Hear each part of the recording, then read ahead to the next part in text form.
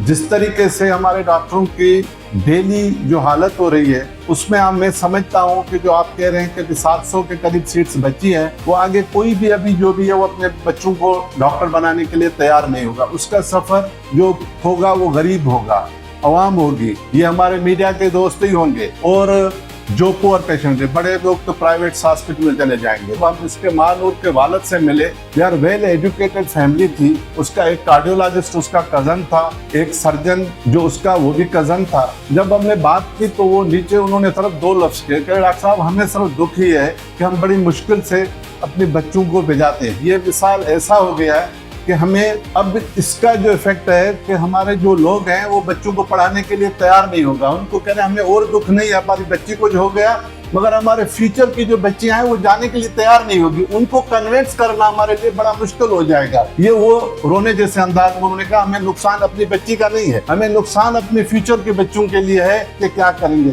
इस हालत तक हम जाए तो मेरे ख्याल में हम इसको एक रेजोल्यूशन के तौर पे ले आएंगे, एक कमेटी के सख्त मेंबर बनाएं, एक अवेयरनेस सेमिनार करें, हायर अथॉरिटी से हम मिलें और उनको वार्निंग दें। और जो मोबाइल लेके घूमने वाले हैं उसके लिए भी लॉज बने हुए, हम लायर्स के थ्रू एक फोरम बनाए जिसमें हम सब कंट्रीब्यूट करें।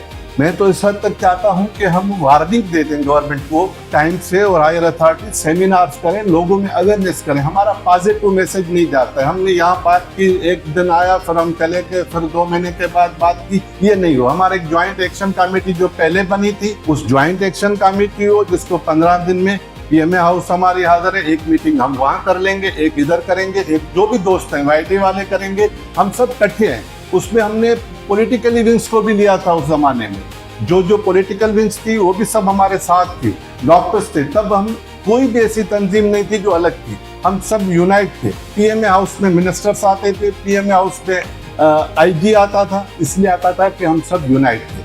तो मैं समझता हूँ कि हम आज के रेजोल्यूशन पास करें, उसमें स्ट्रांग मैसेज दें और एक हम यूनाइट फोरम बना दें, उनमें फोकल पर्सन्स मिले जी। कम से कम हमारे 15 डेज में एक मीटिंग होनी चाहिए और अवेयरनेस सेमिनार्स जो हम बैठ के फिर डिसाइड करें।